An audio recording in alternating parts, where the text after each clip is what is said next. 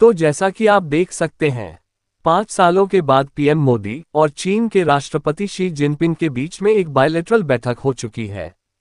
अब से कुछ ही मिनटों पहले ये बैठक खत्म हुई और इसमें दोनों देशों के नेताओं ने बॉर्डर डिस्प्यूट खत्म करने की बात करी।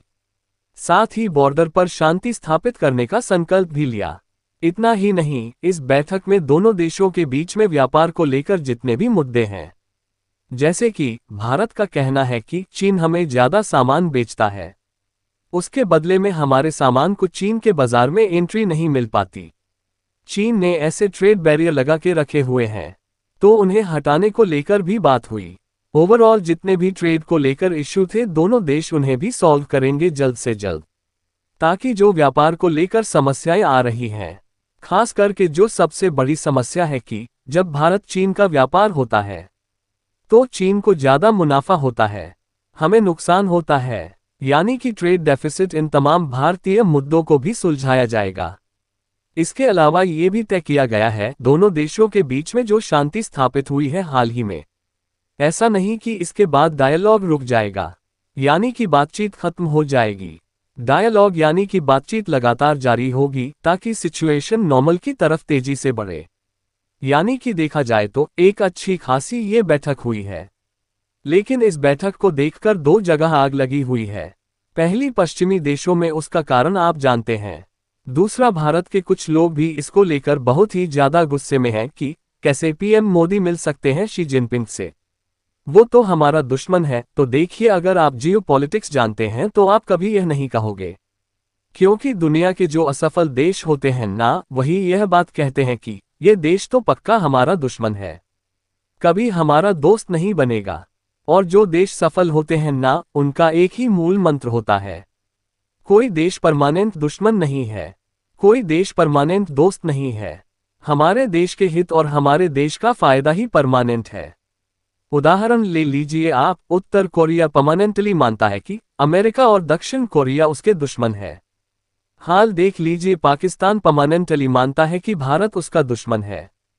हाल देख लीजिए, ईरान इजराइल को दुश्मन मानता है, उसका हाल देख लीजिए। जबकि अमेरिका या फिर चीन कभी भी किसी भी देश को अपना परमानेंट दोस्त या दुश्मन नहीं कहते। और ये तमाम सफल देश हमेशा अपनी फॉरेन पॉलिसी में अपने हिसाब से बदलाव करके अपने नए दुश्मन और नए दोस्त तय करते हैं। उनके इस्तेमाल से फिर अपने राष्ट्र को मजबूत बनाते हैं। फिलहाल हमारा राष्ट्रहित इसी में था कि हम चीन के थोड़े क्लोज जाएं, क्योंकि कनाडा और अमेरिका ने भारत को ग्रांटेड ले लिया था।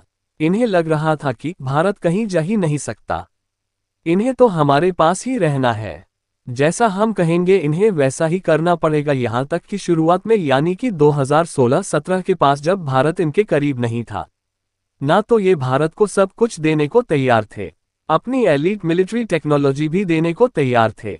लेकिन हाल ही के कुछ महीनों में देखा गया कि छोटे मोटे इंजन की टेक्नोलॉजी भी भारत को देने को तैयार नहीं हो रहे थे, आनाकानी कर रहे थे। लेकिन अब भारत के इस एक जियोपॉलिटिकल शिफ्ट ने अमेरिका की बुद्धि ठिकाने लगा दी है। अब आप देखिएगा आने वाले समय में कैसे अमेरिका लाइन पर आता है। इसके अलावा अमेरिका का जो इन्वेस्टमेंट भारत में स्लो हो गया था, कम हो रहा था, उसकी रफ्तार भी बढ़ेगी। भारतीय मार्केट में भारतीय कंपनियों को और बम्पर पैसा मिलेगा। भारत की रफ्तार अर्थव्यवस्था की और तेज होगी। यानी कि फिलहाल जो शी जिनपिंग के साथ बैठक करी है ना, ऐसा मत सोचिए कि हमने चीन पर भरोसा करना शुरू कर दिया या फिर से हिंदी चीनी भाई भाई हो गया। ऐसा कुछ भी नहीं है, ये बस समय की मांग है।